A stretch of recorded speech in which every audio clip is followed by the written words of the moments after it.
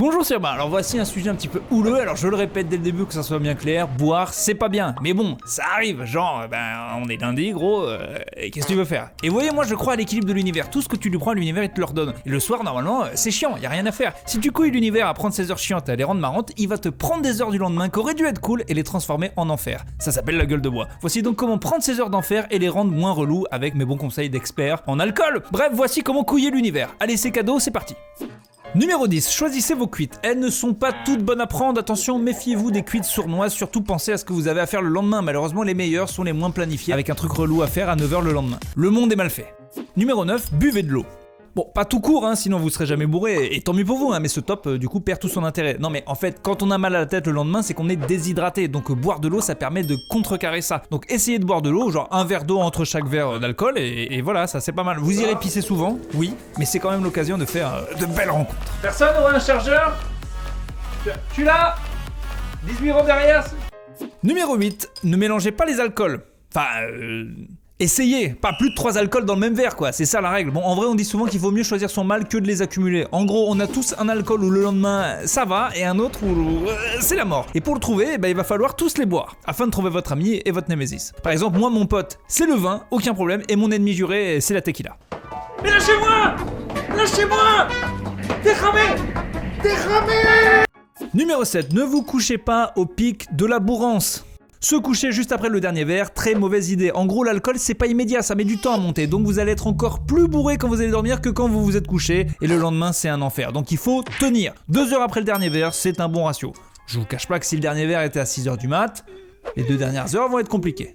Numéro 6, pensez à votre pote paracétamol. On a mal partout, autant s'aider avec cette drogue gratuite et pas chère tout en respectant les doses, évidemment. En même temps, si tu savais respecter les doses, on serait pas en train de parler tout de suite. Bon après, le Doliprane, c'est quand même un peu moins addictif que la Tecpaf. Saloperie de Tecpaf. Numéro 5, faites du sport. Alors on est bien conscient que c'est la dernière chose que vous avez envie de faire. Et c'est vrai que ça va être une belle torture, mais après vous aurez l'impression d'avoir viré toutes les hormones de cuite et ça fait du bien. Ou peut-être vous allez mourir, c'est vrai. Mais en même temps quand on est mort, on n'a pas la gueule de bois. Eh oui! Eh oui! Eh oui!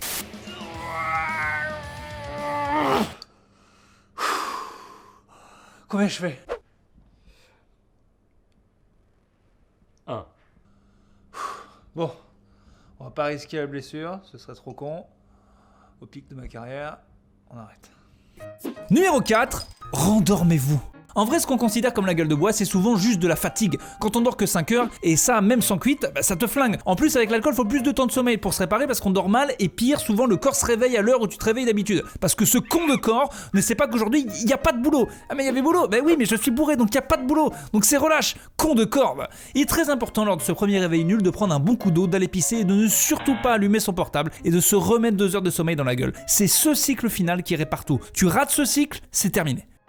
Numéro 3, oubliez pas de bouffer.